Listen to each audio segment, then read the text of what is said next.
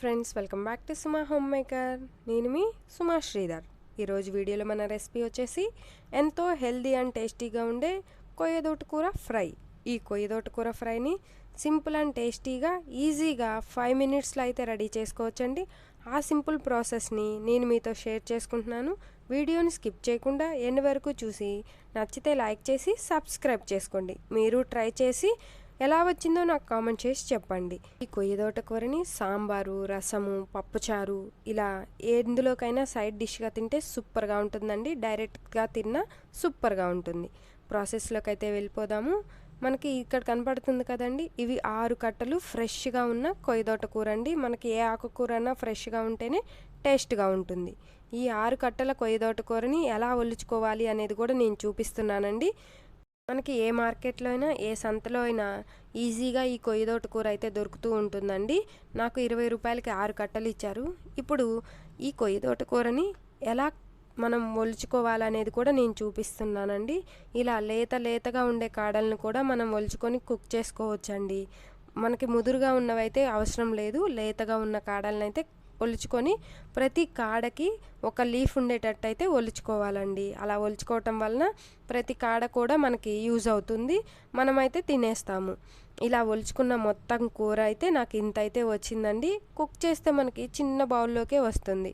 ఇలా ఒలుచుకున్న దాన్ని మొత్తాన్ని వాటర్ పోసి 5-6 టైమ్స్ కంపల్సరీగా కడగాలండి. ఎందుకంటే అందులో ఇసుక, దుమ్ము, మట్టి ఉంటుంది కదా, అదంతా పోయేంత వరకు కడిగిన తర్వాత స్టవ్ పైన ప్యాన్ పెట్టి ప్యాన్ బాగా హీట్ ఎక్కిన తర్వాత ఈ ఆకుకూర మొత్తాన్ని ఆ ప్యాన్లోకి వేసుకొని ఎటువంటి వాటర్ ఏమీ పోయాల్సిన అవసరం లేదండి. ఆకుకూరలో ఉన్న వాటర్తోనే ఆ కూర అనేది మొత్తం కుక్ అయిపోతుందండి. కొంచెం 1 టేబుల్ స్పూన్ అంత కళ్ళుప్పును వేసుకొని మూత పెట్టి 5 మినిట్స్ హై ఫ్లేమ్లో కుక్ చేసుకుంటే మనకి తోటకూర అనేది హాఫ్ అయితే కుక్ అవుతుందండి. మూత తీసి చూస్తే మనకి ఈ విధంగా అయితే కుక్ అయి ఉంటుందండి.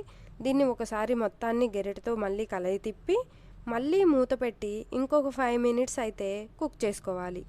ఇలా కుక్ చేసుకోవటం వలన అన్ని ఆకులు ఈవెన్గా కుక్ అవుతాయి.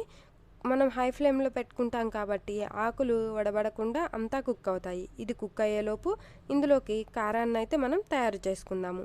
ఒక మిక్సీ జార్ తీసుకొని అందులోకి 4 వెల్లుల్లి రెబ్బలు, 2 టేబుల్ స్పూన్ల కూర కారము, 1 టేబుల్ స్పూన్ సాల్ట్ వేసి కచ్చాపచ్చాగా గ్రైండ్ చేసుకోవాలండి.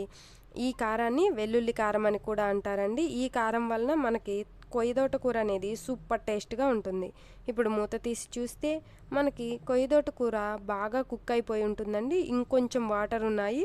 ఆ వాటర్ కూడా ఇంకిపోయేంత వరకు మనం ఫ్రై చేసుకుంటూ ఉంటే ఇలాగా మెత్తగా అయితే కుక్ అయిపోతుంది. వాటర్ కూడా పోతాయి. ఈ మొత్తాన్ని ఒక బౌల్లోకి తీసుకొని అదే ప్యాన్లోకి 2 టేబుల్ స్పూన్ల ఆయిల్ని వేసుకొని ఆయిల్ బాగా హీట్ ఎక్కిన తర్వాత తాలింపు గింజలండి, ఎండుమిర్చి, ఆవాలు, జీలకర్ర, పచ్చిపప్పు, మినపప్పు వేసుకొని అవి కొంచెం దోరగా వేగిన తర్వాత 2 రెమ్మల కరివేపాకును వేసుకొని సన్నగా కట్ చేసుకున్న ఆనియన్స్ వేసుకొని గరిటెతో తిప్పుకుంటూ దోరగా ఫ్రై చేసుకోవాలి ఆయిల్లో. ఇవి బాగా ఫ్రై చేసుకోకూడదండి, దోరగా ఫ్రై అయితే సరిపోతుంది.